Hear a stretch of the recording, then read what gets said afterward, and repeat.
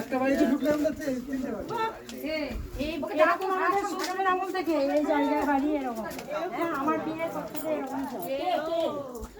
একটা বাড়ির মধ্যে বাইরে বেরিয়ে বেরিয়ে যেতে হবে।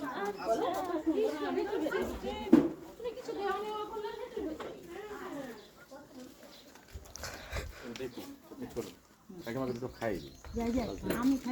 কেন অসুবিধা নাই? অসুবিধা নাই, সবার বাড়িতে এরকম গেঁদা ফুলের চাষ। কত ছবি তুলবে এটা একদম বড় মাটির বাড়ি এটা। এই শত এইগুলো তুলবি।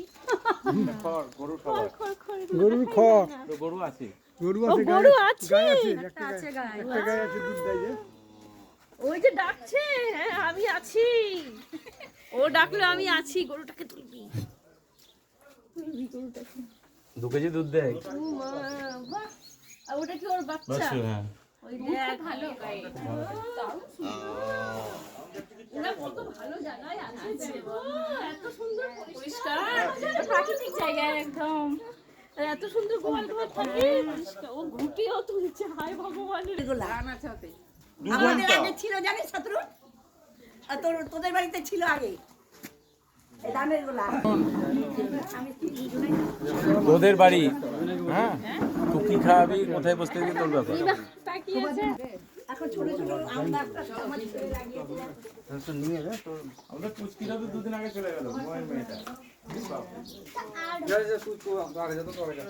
শ্বশুর বাড়িতে বিয়ে আছে একটা।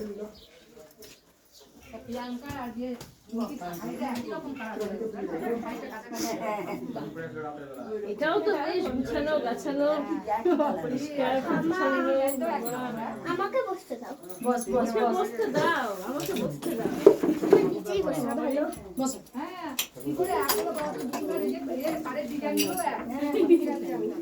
ওরে মিল আছে।